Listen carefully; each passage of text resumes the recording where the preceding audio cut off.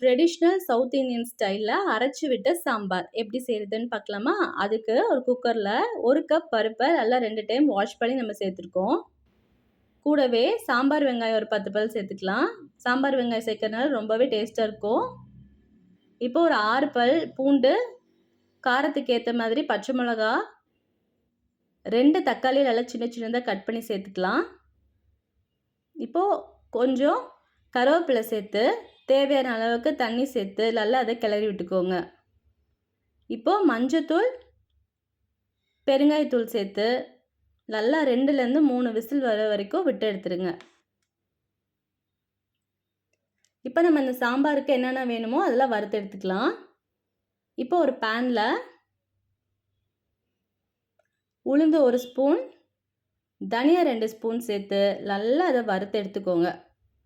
நம்ம வறுத்து விட நல்லா அந்த ஸ்மெல் வரும்.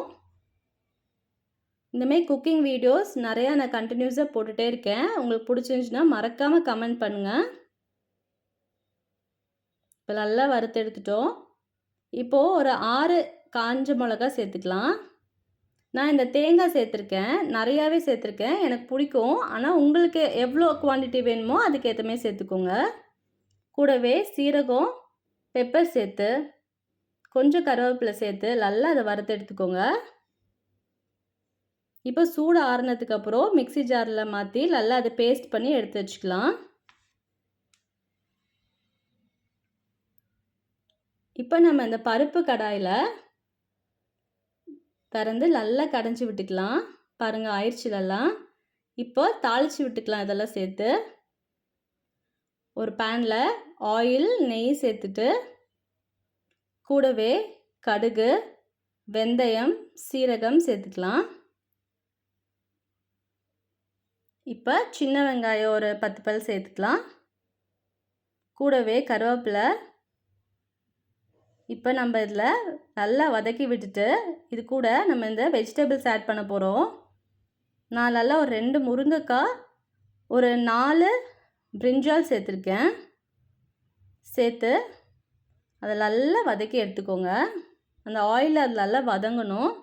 இப்போ தேவையான அளவுக்கு உப்பு சேர்த்துட்டு மஞ்சத்தூள், சாம்பார் தூள் சேர்த்துக்கலாம். சேர்த்து நல்லா அதை கிளறி விட்டுக்கோங்க. இப்போ இந்த ஸ்டேஜில் நம்ம பேஸ்ட் பண்ணி எடுத்து வச்சுருக்கோம்ல, அதை நம்ம இது கூட சேர்த்துக்கலாம். சேர்த்து நல்லா அதை கிளறி விட்டுக்கோங்க. இப்போ நல்லா இந்த எண்ணெய் பிரிஞ்சு வர வரைக்கும் நல்லா கிளறி விட்டுக்கலாம். இப்போ இந்த புளி தண்ணியை நம்ம இது கூட சேர்த்துக்கலாம். புளி தண்ணி வேணால் சேர்த்துக்கலாம், இல்லைனா நீங்கள் மாங்காய் இருந்துச்சுன்னா கூட நீங்கள் அதை ஆட் பண்ணிக்கலாம். நான் மாங்காய் இல்லை, அதனால புளி தண்ணி சேர்த்துருக்கேன். இப்போ பார்த்திங்கன்னா நல்லா ஆல்மோஸ்ட் ஆயிடுச்சு. நல்லா கிளறி விட்டுக்கோங்க. இப்போ இந்த பருப்பு கடாயில் நம்ம எடுத்து வச்சுருக்கோம்ல, அதை இது கூட சேர்த்து நல்லா கிளறி விட்டுக்கலாம்.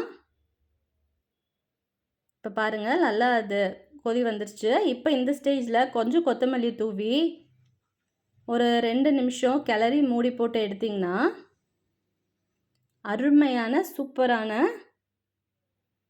அரைச்சி விட்ட சாம்பார் ரெடி ஆயிடுச்சு. மறக்காமல் லைக் பண்ணுங்கள், ஷேர் பண்ணுங்கள், சப்ஸ்கிரைப் பண்ணுங்கள்.